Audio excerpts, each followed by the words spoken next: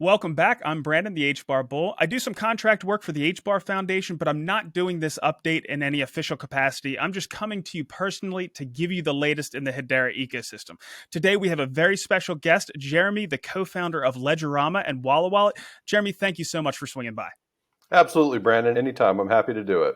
Yeah, you've been on here before, and we loved having you last time, and I'm sure we're going to have a good time this time as well. Yep. A quick note, of course, we say this every single time. None of this is financial advice. We're going to be getting into the HBAR market. We're going to be getting into Hedera DeFi, maybe some speculation. Use it for educational or entertainment purposes only. So the first thing I want to cover is some things that are going on in the sports world in the Hedera ecosystem. So Road Code just came out, and they're from Valon, and they're working with the HBAR Foundation. They're allowing cycling fans around the world to take a more interactive role in all the huge events that are going on. They have some really big teams that race in the biggest races in the world, including the Tour de France. So we have a quick clip that we'd like to show everybody about what they're doing.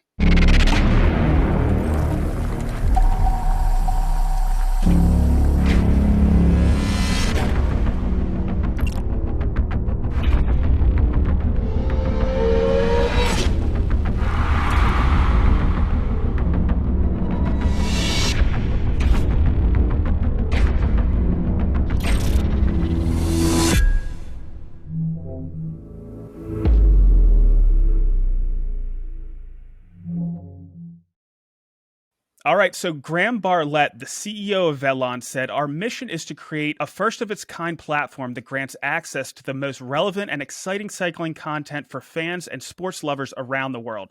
Road Code's mission is to bring the best from the teams to the fans by creating a new community the fans can truly be part of. We want to invite everyone to participate in building the digital cycling universe of the future."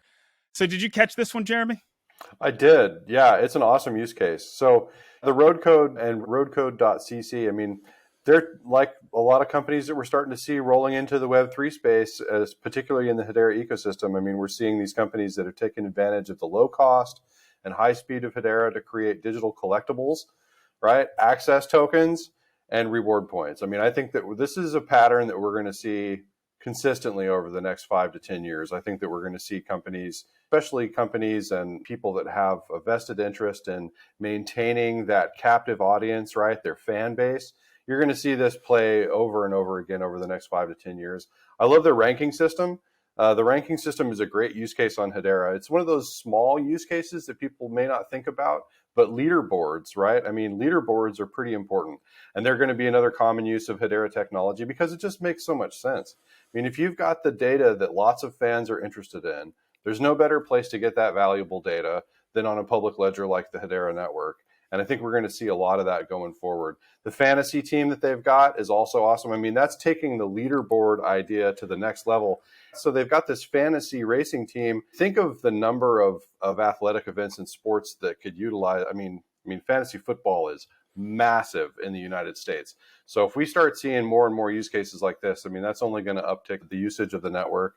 And combining race data with on-bike footage was another one that I really like. So they're taking actual race data. They're taking, footage from something like a GoPro on one of the guys that's actually, or guys or girls that's actually in the race, and being able to lump all of that experience into a token. I mean, that's the true evolution of NFTs, and it's something that we focused on in Walla Wallet, being able to provide things like multimedia within an NFT, right? So it's no longer just about these eternal JPEGs. You can inject all kinds of really cool content like the media stuff. I mean, I just love supporting that kind of stuff in Walla Wallet, being able to open up an NFT and see the files, the videos, the music, all that stuff. It's awesome. So this is another great use case. Well, you have absolutely done your research, and I appreciate you taking the time. Obviously, you've really dug into it. Now, hold the thought, though, on some of the things on NFTs, because we're certainly going to talk about that pretty soon. I went down to Karate Combat, took my wife down. Again, they put on an awesome fight down there at Karate Combat 37, and I got to talk to who I think is the greatest mixed martial artist of all time. That's George St-Pierre. So listen in.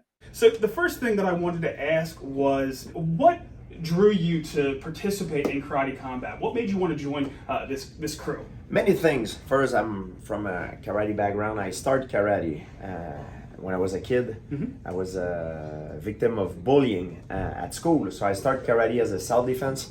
Then it developed into a passion, and then the passion allowed me to make it a living. Yeah. And through karate, I was able to compete in mixed martial art and earn a living with it. And even now, I'm earning a living with it. And I'm part of Karate Combat because for me, I think it's great because there is a place now where elite karate athlete can go and turn pro. You know what I mean? Before they didn't have any like karate professional sport. Now it's full contact karate.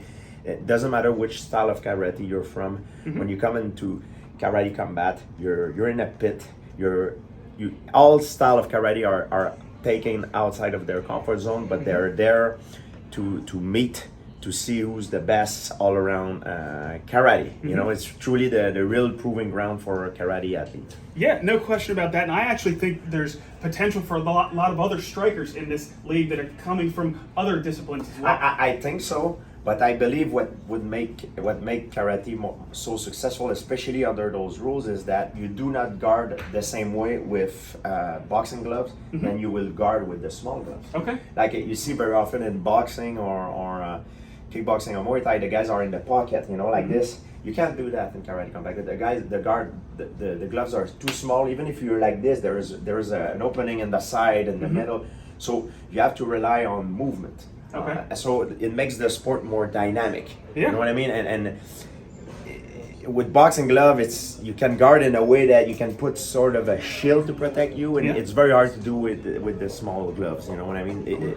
It makes the sport more dynamic, and also there is no wall, so it creates a different environment that makes the sport at a faster pace, and that's why it's so exciting. I gotcha. So you were part of an organization for most of your career where there was one guy at the top, and at least from the outside looking in, it looked like he made most of the decisions for the organization. Karate Combat is going to be giving away control of the league in general. And they're going to be giving it away to thousands of stakeholders, maybe at some point millions of stakeholders, and more importantly, to the fighters and the fans in a big way. What are your thoughts about that? I think it's great. I think it's for the fans. Basically, we're in part of an entertainment business. Whether you're a singer, an actor, or an athlete, you're part of the entertainment business, because the reason why you can earn a living is because people are watching you perform. You know what I mean? And I think it's cool that Karate Combat give the power to the fans, because they're the one that ultimately allowed us to make a living with this. You know? Sure. So, and pulling on that thread a little bit, Karate Combat's gonna have an app. How do you think fans are going to react to the interactive nature of that app? Well, I think they're going to be able to participate in decision making, and I think it's very exciting. More power to the fans. It makes the sport more exciting for everybody. Yeah, I couldn't agree more. And of course, the underpinnings of both that app, the incentives for that app are going to be the Karate token, and the underpinnings of the DAO, the decentralized autonomous organization that's going to govern Karate Combat, is going to be that same Karate token. They're going to be doing an airdrop of that soon, so we're looking forward to that. Of course, all that is built on Hedera. George, again, so much of an honor. I appreciate your time. Thank you very much. So, Jeremy, what Karate Combat is doing, and from the very beginning, becoming a Web3 sports league, is just amazing. And it was great to talk again to Bas Rutten, and we did something that's kind of fun. So we got them to sign some gloves that they have, and we're going to Twigitize them. So the company I'm starting with my friend Jesse, who I used to do the Hedera forum with, we're going to go ahead and we can make 3D renderings of any physical object. So, of course, we got the gloves right here. I got George St-Pierre there at the top. I have Bas Rutten there. We also have the other glove that was signed by some of the fighters, including the winner of the main event. So that was certainly exciting. So the really cool thing, you were just talking about a little bit ago, having multi-files. So the main file is going to be that 3D rendering of the gloves. But there's going to be additional files. There's going to be files of them signing it. You could have the video. We could have files of authenticity. We could have anything else. So can you talk a little bit about that and how you guys support not only the 3D rendering offerings on Walla Wallet, but also the multi-file and what that might mean. Right, sure. So one of the most important aspects of the fan experience is being able to, in some way, possess it, or in some way being able to have a lasting impression, right? And that's that's the cool thing about these tokens, that they create a lasting digital impression, right? And sports are all about human excellence, and fans love to see that and witness it, and they want to be a part of it, right? And that's what the Web3 experience going forward is going to be all about. Fans being super involved in their products and in the things that they enjoy, and being able to go back to those at any time and kind of relive and re-enjoy that experience through that lasting digital impression that the token creates. And that's that's really why we went ahead and went into supporting NFTs with all the multimedia stuff, because I really see that is going to be a huge part of the Web3 future, is this ability to possess and re-experience those great experiences that we have in life, that we want to go back, just like a photo album. You want to go back and kind of relive it. Well, if you can relive something like your favorite athlete signing the glove that you got or something like that, that just provides a great experience. Yeah, so we're going to, of course, use this to promote Karate Combat and Hedera itself, and, of course, Twigital over the next year. And then next year, maybe at the holiday event that Hello Future Buzz puts on, we're going to go ahead and auction off the gloves and the NFT as well. Now, Twigital is probably going to be launching in closed beta, probably in Q1. So if anybody has any cool objects that they want to go ahead and Twigitize, any physical object is certainly game, let us know. We want to get as many people involved as we can. It's going to be a lot of fun. We're looking at authentication.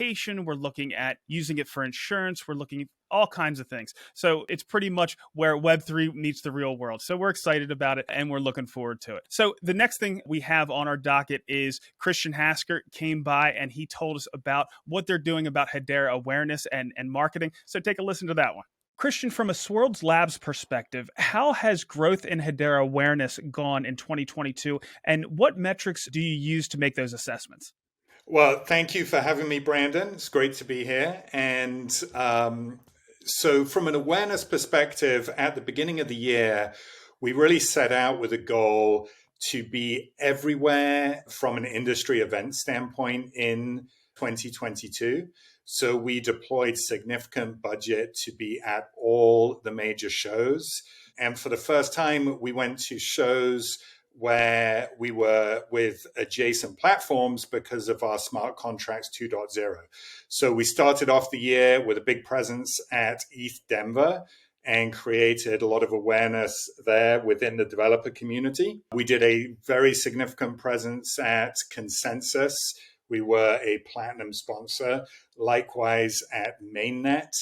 And then, as you may remember, a big presence at NFT NYC, where we did a lot of spotlight on our burgeoning NFT community. So that is a physical presence. Then we also create a lot of impressions on online ads, both Google ads. We were actually prevented from doing Twitter ads for a long time this year, but we finally got unblocked and have been doing Twitter promotions. We've also been focused on the Web2 community with Stack Overflow, where developers really go for all of their knowledge. So we've done some site takeovers of Stack Overflow. And then also from an awareness perspective, we look at the number of impressions we get from being in media sites as well. So all of that together, we were aiming for in excess of 50 billion impressions. And we haven't closed the books yet, but even at the end of November, we were at 52 billion impressions. What does that mean? It means that there have been 52 billion instances throughout the year, from the beginning of January until now, of exposure to the Hedera brand. That does not necessarily translate to a unique view from each one, but it's the impressions that you get. So that is the highest level of metric that we monitor. And in and of itself, it isn't very meaningful, except we track year-on-year growth there. So we went from about 5 billion impressions to over 50 billion impressions. And that all came from having significantly more budget to deploy this year. And then as we get further down the funnel, we can talk a little bit about that.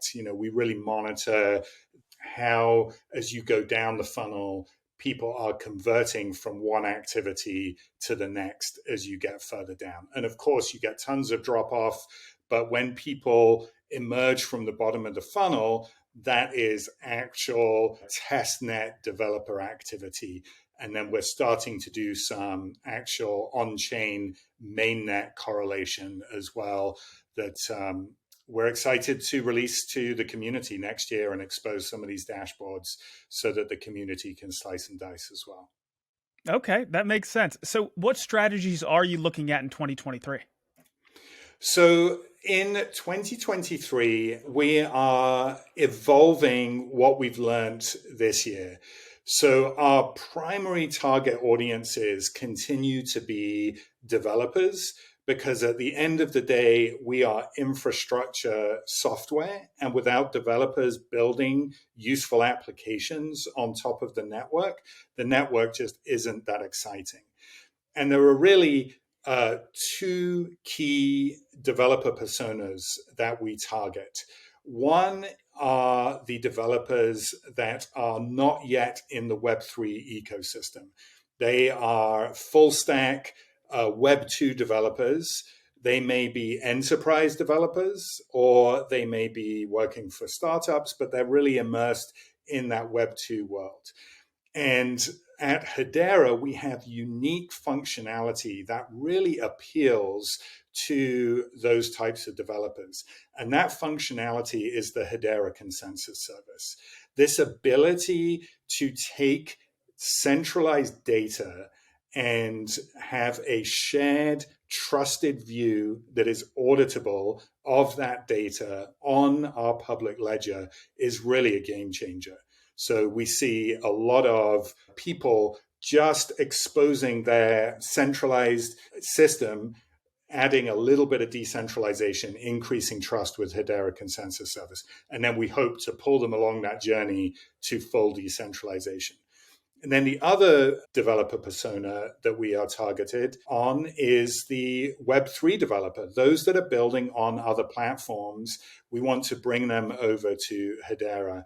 And I would say we are beginning to make some inroads there, both with Ethereum developers, but also with non-EVM compatible chains like Solana. We're starting to see builders and creators coming over to Hedera, likewise from Cardano, which is not an EVM compatible chain. So that's been an interesting learning. We thought, we thought we'd really only see developers coming from Ethereum, but that has not been the case.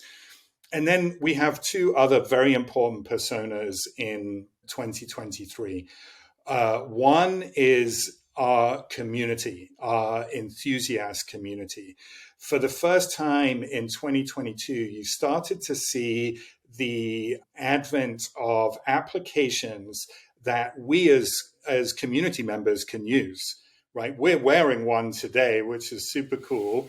We're and I know you're big on this notion of Phygital as well. This physical and digital mashup, mm-hmm. And we both have digital NFTs of these beautiful sweaters, and we're wearing the beautiful sweaters. So very excited about that. But we've seen the advent of staking, both to secure the network and also staking from a DeFi perspective with Stata Labs. We've seen the advent of DeFi protocols like SaucerSwap, HeliSwap, and HSuite, which is fantastic. We get to play around now as retail investors in a whole ecosystem, which is fantastic. Not to mention a lot of people in the HBAR community. We've all got borderline obsession with collecting NFTs. I've lost track of how many I have at this point. Maybe we need some sort of NFT anonymous Hedera club. And then the third persona is our enterprise innovation leads, those who represent their companies on the council. We want to target a lot more of those. And then I'll add a fourth. You'll start to see us do more publicly with what we've been doing thus far behind the scenes with policy and regulations. One of the great things about 2022 has been that some of the really big scams have come to light. And Hedera has quietly been working behind the scenes for years, being very transparent with policymakers who are interested in learning about the space, trying to educate them. We feel that 2023 is the year to really bring that into the public and do some public education.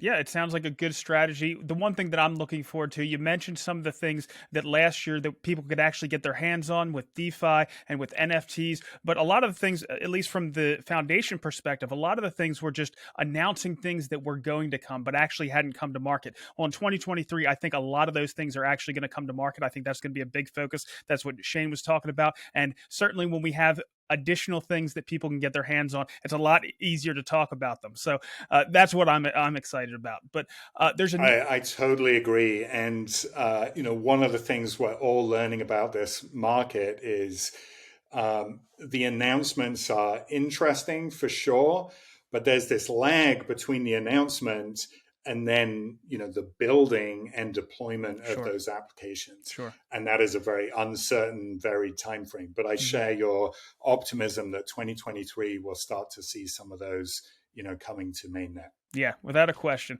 So there was another thing that came out recently, and that's Hedera's presence at Davos. Can you give us some insight into Hedera's presence at Davos, please?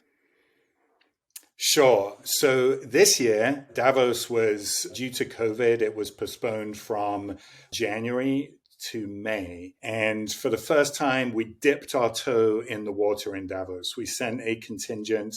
We hosted a cocktail reception in Davos, really with a view to evaluating, is that a good place for us to be? Should we be in Davos in a bigger way? That contingent, there were HBAR Foundation, Hashgraph Association, and Hedera participation in Davos. They came back and universally said, yes, we need to invest in Davos with a significant presence.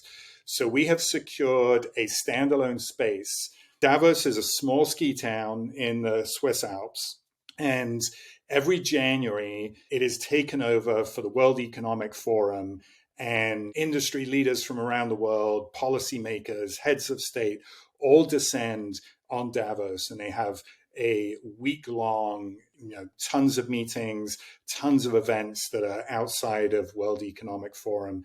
And it all takes place on this area called the Promenade in Davos, which is the main street.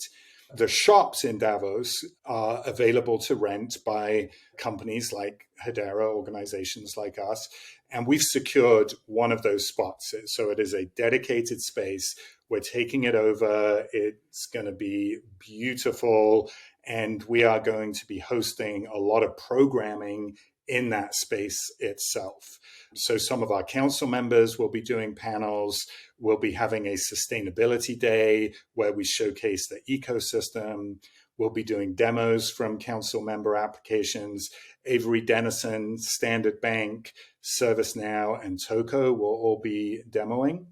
Then we have a partnership also with an organization called Africa House, which is the son of Kofi Annan, the ex-Secretary General of the United Nations. His name is Kojo Annan.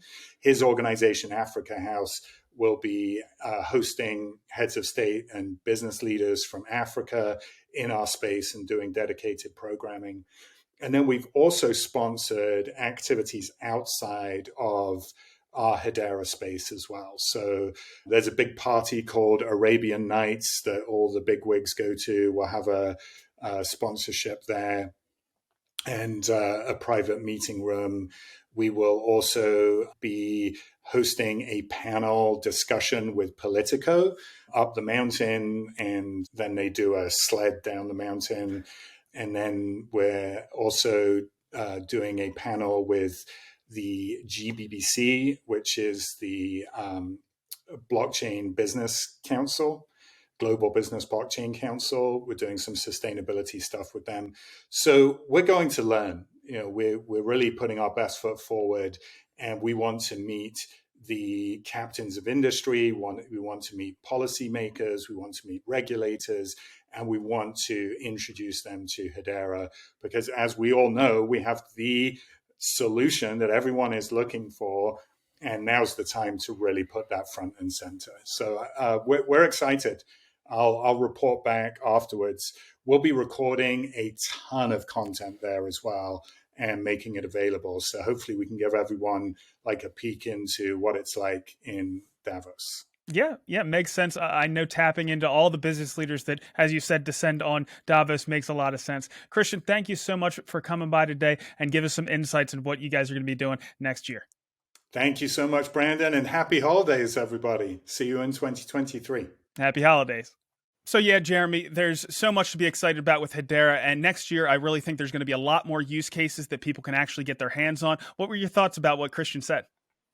Well, I mean, the jump from 5 billion impressions to over 50 billion impressions, that's a huge jump. I mean, people get concerned about the visibility of the network and, the marketing. I mean, you hear concerns floating around in the community, but I think Christian made a great point, that they've got these high-level milestones, low-level milestones too. I mean, he talked about the funnel, that the 52 plus billion impressions, how that leads to individual users like the developers. But to jump from 5 billion to over 50 billion, I mean, that's a full order of magnitude greater than what we had at the end of 2021. So those are the kinds of numbers that we love to see. And I think what Christian said about going after developers, I mean, he had a handful of targets that they're going after, but I think going after the developer space that's just critical, right? Because the developers are the ones, if we can't get the developers involved, solving real problems within the work that they do, then what's the point, right? So getting the developers involved is super important. Getting the enthusiasts involved, right? So getting actual use cases in people's hands, things like the DeFi explosion that we saw in Hedera, real both retail use cases, and then hopefully in 2023, we start to see more of those enterprise use cases come online as well.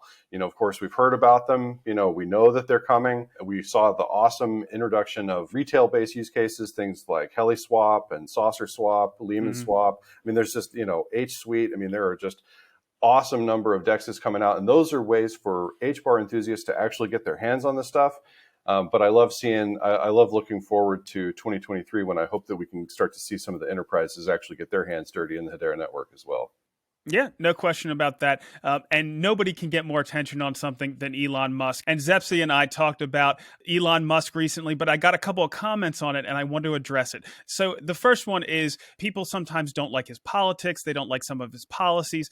From me, I want anybody, as long as they're using it in a moral and a legal way, I want as many people using Hedera as possible. And it would certainly be great to have Twitter and Tesla or SpaceX, any of those enterprises getting involved with it. But of course, Elon did tweet out the HBAR symbol, and I got another comment talking about how, no, it's not the HBAR symbol, it's actually the symbol for Saturn. But there's actually different text for the HBAR symbol and for the Saturn symbol. Both of them are available on Twitter. There are some Saturn symbols. There's a bunch of different ways you can draw the Saturn symbol. There are ways that kind of look like the HBAR symbol, and then there's ways that don't. It looks more like the number 5. But I think if Elon wanted to talk about Saturn, he would have used the actual text symbol for Saturn. He wouldn't have used the HBAR symbol. So I haven't gotten your take on all the Elon stuff. Jeremy, what do you think about Elon and Elon getting involved in the Web3 space? Well, I think Elon, he's obviously a business leader, and he's a leader in many different facets globally, right? Whether that's socially or just as a thought leader or as a business leader. And leaders need to be innovative, right? Because if you're not innovative, then you just kind of become irrelevant. And Elon knows that Web3 is going to be incredibly relevant to the future that we're moving into. So it only makes sense for him to dabble and doing it. And he's going to do it in the way that Elon does, right? He's going to use his personality. He's going to use his reach to kind of do it in the way that, in a kind of creative and funny way, like he does with many things. I mean, if you saw the the launch of the Tesla truck. I mean, that was not necessarily a standard run-of-the-mill launch of a product. I mean, he likes to have fun with things, so you're going to see that. You're going to see that going forward.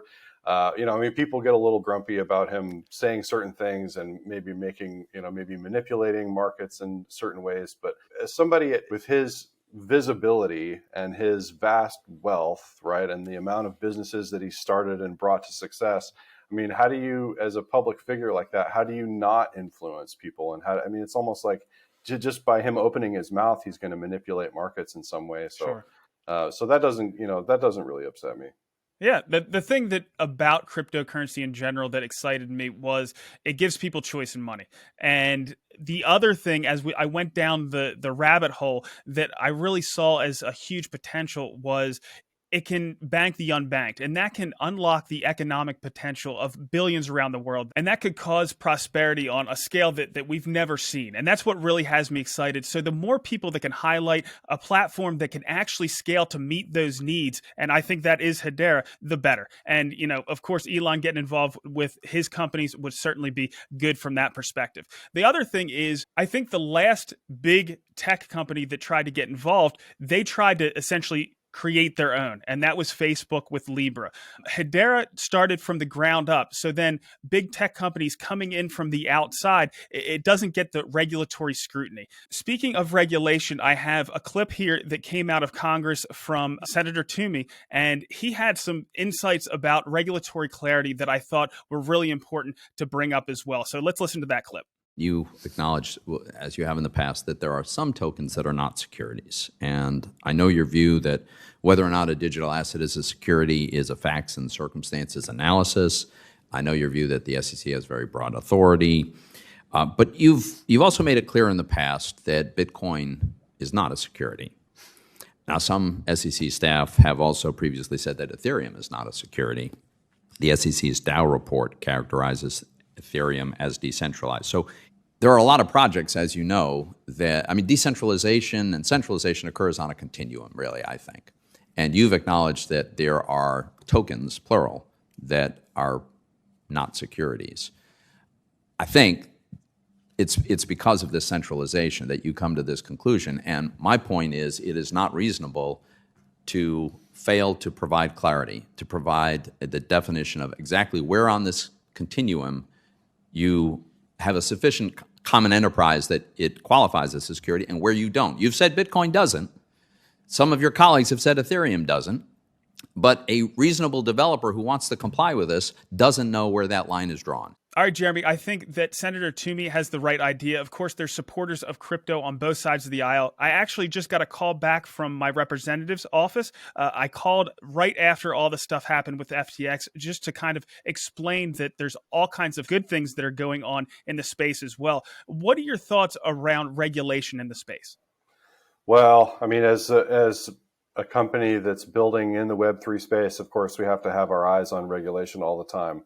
I think Senator Toomey, I like watching Senator Toomey speak generally in these crypto hearings. I think he represents us well, or he represents his constituents well, I think, and he's got a lot of good points. He raised the point that the typical developer, software developer, right, or business developer, does not know where the line is drawn because they're saying that certain digital assets are securities and that certain digital assets are not securities. They gave Bitcoin and Ethereum the stamp of approval that they're not securities. But it's absolutely important for the regulators to draw the line to encourage innovators and developers, whether it's business or software, to come into the space with the rules being known.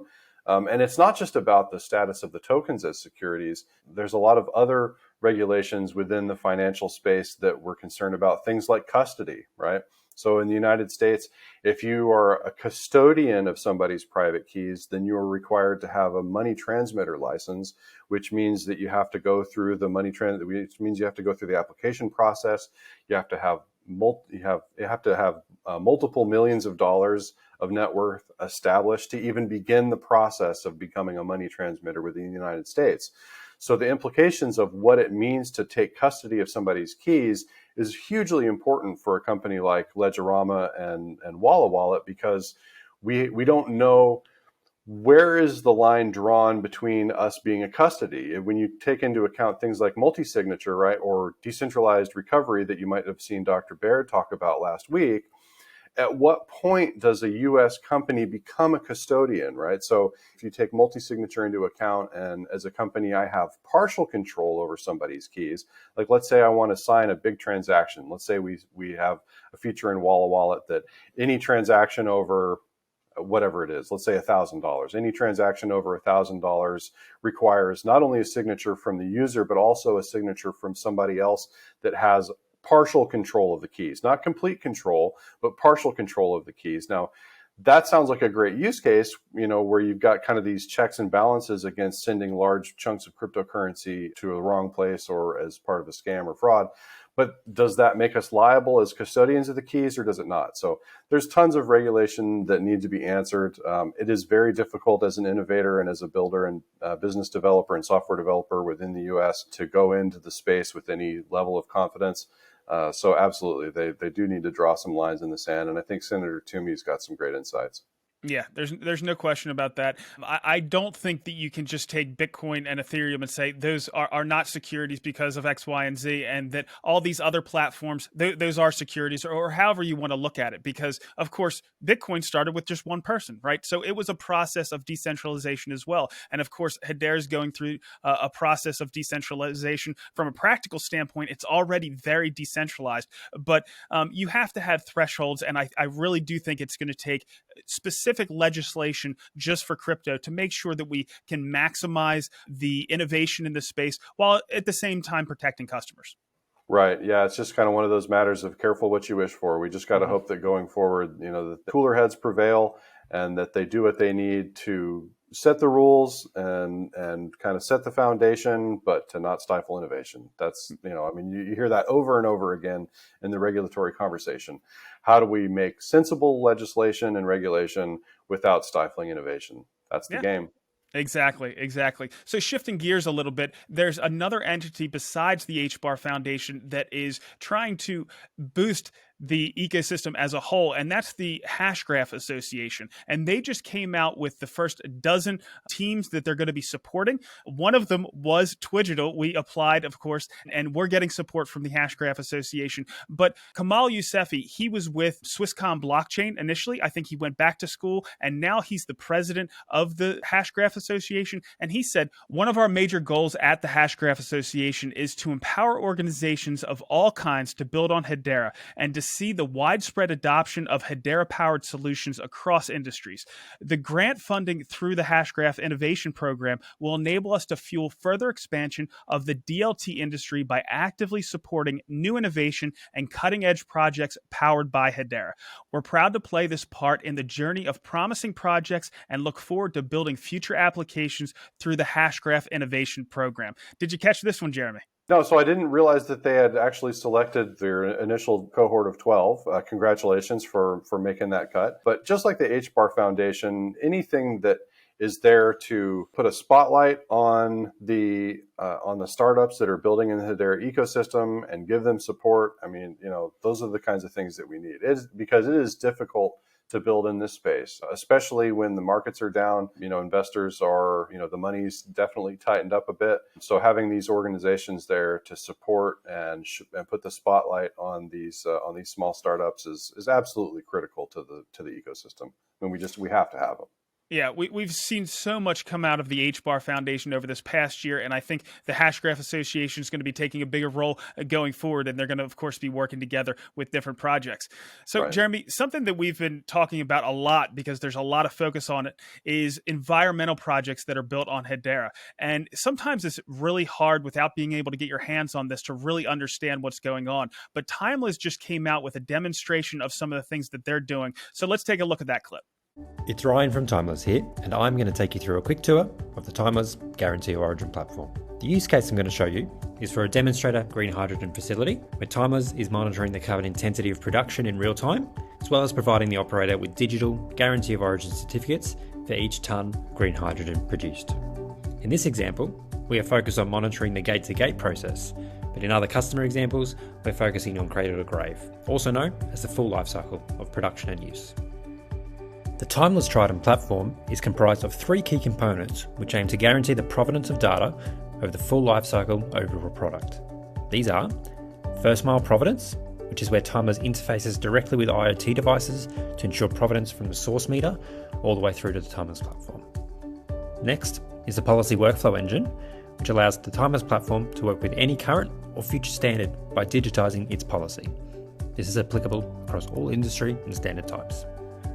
Finally, our auto-grade reporting capabilities round off the platform by utilizing the data captured directly from devices, which have been then applied through a policy to generate a trusted and immutable report on an organization's carbon posture, or in this case, the guarantee of origin of the product, which is hydrogen. So let's jump on in. When we first log in, we're taken straight to the production summary page, which can be reported on in any custom date range. So let's go ahead and select date range. Here you can see the key metrics of this plant's production process, such as water and energy usage, hydrogen and oxygen outputs, the blend of renewable versus grid electricity, as well as the overall carbon intensity metrics. We can also see the positive and negative trends for all of this data, so operators can ensure production is optimized in real time to yield the greenest product possible. Here is our in-depth carbon emissions chart. Depending on the date range selection, you can view these important emission and abatement figures in weekly, daily, or hourly increments. Some examples with our existing customers, we're even visualizing this data in 30-second increments. Real-time reporting allows plant operators to make important operations decisions, such as deciding to reduce the output during times of low renewable generation or increase output during peak times of solar output. Abilities such as this will be important for operators looking to ensure compliance with green hydrogen standards. To facilitate transparent, immutable, guarantee of origin certificates for our end users, Timeless mints carbon emission, carbon reduction, and guarantee of origin tokens on the Hedera Hashgraph network. Here you can see the raw token data showing every individual meter reading for the time it took to produce this tonne of green hydrogen. Each meter reading contains energy consumption, energy blend, and carbon intensity metrics, and depending on the project or regulatory environment, can also include information such as device installation, maintenance, calibration certificates, physical provenance information, and more. These certificates can be provided to off-takers to comply with contractual obligations or to be provided to regulators to prove compliance with standards and policies. Here we can see our trust chain visualization, which presents the same data as the raw token, but it presents it in a much more palatable way. This gives customers the ability to view all energy and emission data that makes up each tonne of hydrogen with an unrivaled level of granularity. This allows for the elimination of greenwashing, streamlined and cheaper third-party audits, and provides off-takers and end customers with total trust over the green credentials of the product they are purchasing. And finally, we have a key metric breakdown for each step of the production process, from water and alkaline treatment through to compression. Operators can use these metrics to optimize the most carbon-intensive components of their operations and to monitor the effects of their changes in real time, rather than waiting for months for historic or point-in-time audits. Behind the scenes, the Timeless platform generates emission reports and guarantee of origin certificates conforming to the relevant standards to each customer. Reports can also be generated and formatted to aid in certification for the relevant voluntary or mandatory standards, as well as to streamline the process of claiming production tax credits. It's been fantastic showing you through our hydrogen guarantee of origin solution. If you have any questions or would like to see other use cases in industries like green steel, sustainable fuels, and green minerals, please reach out to the Timeless team. All right, Jeremy, I really like this one because they're not talking about hypothetical things. They're talking about current customers that they have. Did you get a chance to watch this clip? I sure did. Yeah, and it's another great use case showing off the evolution of NFTs, right? Particularly NFTs in the Hedera ecosystem. I mean, you've got true utility with this Timeless application where you can actually see the monitoring reports as metadata within these tokens. So you've got a token that's, it's not about having a fancy image or it's just about pure utility. And you've got these monitoring reports embedded within the token. We hear a lot about when is the utility going to come to light? When are we going to see the utility use cases? And this is one of them, and it's a good one. Yeah, I'm looking forward to this. And there's so much more going on in this space. I'm excited about that as well. All right, Jeremy, we're going to go through some network analysis. We're going to burn through it pretty quick today. Transactions are down a bit over the past 24 hours. We're at just under 500,000 transactions over the past 24. Smart contracts are down as well. I think we're kind of in a lull here. I know that ASDAX doesn't have any big things going on right now. That was our main use case that added the most transactions to the network. I think the transactions that we do have now are much more diverse, and there's a lot more players that are in that game. We do have the time to consensus that is up a little bit, just about 0.2 of a second to 5.1 seconds. I'm curious about that. I am going to reach out to Lehman here soon to get an interview. I have several questions for him, but this has happened before where time to consensus has creeped up a little bit from OA all the way to the summer, I think, of 2021. It creeped up from about just under 5 seconds to about 7.5 seconds. Lehman said, hey, I just have to tune a few things and bring it back down, and that's exactly what happened. I'm not sure exactly what's causing this, but I'm sure Lehman will be able to get it straightened out. Account growth is still pretty decent. As far as fungible tokens, we have our normal players. We have Energy Trade Token with their faucet. We have Sauce. We have Wrapped HBAR, Dovu, USDC, and HBARX. And moving on to our NFTs, we have HNT, and that's from the Hashgraph naming service. So we did figure out the source of those. We have Wizards there in the top 10, Pixel Drops. Earthlings is still there in the top 10, and Mingo as well. Do you have any thoughts on NFTs, Jeremy? Well, just in terms of the overall kind of a slight slump in the activity, I mean, I think that we expected to see something like that, and we're experiencing the same thing. I mean, you see a decrease, a little slump in web traffic, a little slump in downloads, active users. We're in that time of year where I think you're going to see some decreased activity. And as far as the NFT scene goes, I mean, we had an awesome Hedera holidays party. Elizabeth and the Hello Future Buzz team really giving a lot of exposure to the people currently creating NFTs in the space. There was a lot of fun. So, it's just as a wallet builder, we spend so much time with our blinders on, focused on the tech and focused on building a great product, that now that we've released the version 2.0 of Walla Wallet that supports the NFTs and really what I consider the evolution of NFTs, now that that's been launched, it's nice to kind of to take our foot off the gas pedal a little bit and kind of coast into the new year and actually spend some more time with the creators. That's been a lot of fun. I mean, we spend so much time, both Rob and I, our CTO, Rob Kane's lead developer of Walla Wallet, and myself. I mean, we spend so much time focused on the business aspects of it, but we're also both creators and musicians as well. So it's nice to be able to kind of relax a little bit, take our foot off the gas pedal, and spend some time with the great creators in the Hedera ecosystem, because it's a lot of fun.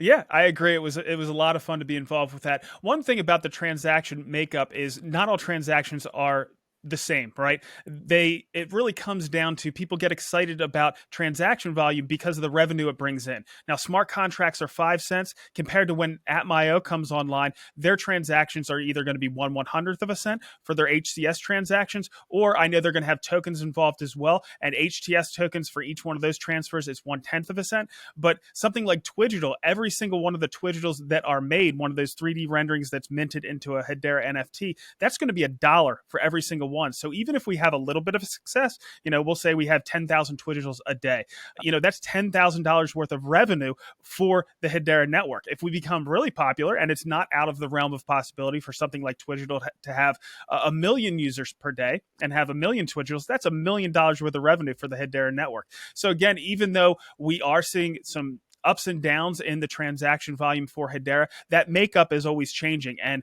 those transactions aren't all the same. We are looking for revenue. That's what we want the most out of these transactions. And we use TPS sometimes as a metric for that, but it's not a direct line. Just because we have more transactions, depending on that makeup, it could make a difference. Right.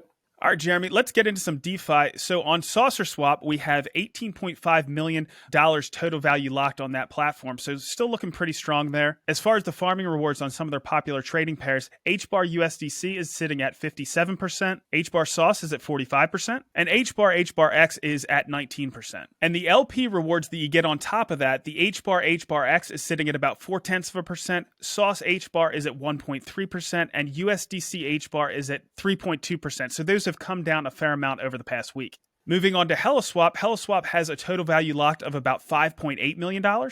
And their farming rewards for some of their popular pairs is HBAR Ohm and USDC Ohm are both sitting at about 70%. USDC HBAR is sitting at 64%. And HBAR X is sitting at 15%. Except for the exchange rate going up a little bit, there has been really no change with Stater, so that's pretty much all the same. And moving forward to the crypto and HBAR market, Bitcoin is down about 3% over the past week and is flat over the past 24 hours. Compared to most of the altcoins, HBAR is holding up really well. It's down about 4% over the past week, and it's up about 1% over the past day. And one of the platforms that I often look at to compare as far as Hedera is Algorand, because I think it's our closest competitor as far as its capabilities. At one point, just a couple months ago, Algorand was trading at a premium to HBAR based off of its total supply. Now, historically, that's out of the norm. Normally, HBAR has traded at a premium to Algorand, and that premium has come back. Right now, HBAR is trading at a 25% premium to Algo, and HBAR has gained against a lot of the altcoins in the space over the past week. Right now, HBAR is sitting between 4.3 and 4.4 cents. It did have a spike low down to about 4 cents, and hopefully we can create a little bit of support there.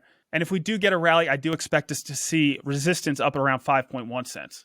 Again, HBAR's held up fairly well, not just in the crypto space, but risk assets have gotten hit pretty hard over the past week. And the U.S. Central Bank's, the Federal Reserve's preferred inflation metric, the PCE price index, showed that prices moderated a bit in November. The markets didn't really react to that too much today, and I'm not sure if that's because we're going into the holiday weekend, or with this new information they think the Fed might be too aggressive, but we'll see what the market does with it next week. And the last thing I wanted to cover pertaining to the HBAR market is that Hedera updated their treasury management report. You can check it out on their website. And this will cover everything when it comes to the current Hedera tokenomics. All right, Jeremy, thank you so much for swinging by. We appreciate you taking the time. Is there anything else you'd like to pass on to the community before we let you go? Well, we talked a little bit about the market there at the end. Personally, I'm anticipating pain for a little while. So hopefully people in the crypto space, don't get discouraged by the crypto winter. These are times when, as an industry, we're more reflective. We're busy building, our heads down. There's not a lot of noise going on. So, I think just because we are in a downtime, I think it's important that people not get discouraged and people look at all the great things that are being built. As a wallet provider, we just hope that people will begin to reach out to us now that we've actually launched version 2.0 of the wallet that supports the NFTs with all these multimedia files and file nesting and all that stuff. We just hope that creators, NFT enthusiasts, and even people in the Web2 space that are looking to understand how they can benefit from the Web3 space, look us up at wallawallet.com or reach out to us at info@wallawallet.com. And we look forward to hearing from you, because now that we've launched the version 2.0, it's all about getting that great information, getting that great user data and feedback, and so we can just help push the Web3 space even further. Yeah, that's the number one thing that the community can do is get out there and actually use these apps. Whether it's Roadcode, whether it's Twigital, whether it's Walla Wallet, get out there, use them, give us your feedback. That's how we're going to make this ecosystem grow. Thanks for everybody that's watching, and happy holidays, and we'll see you next week.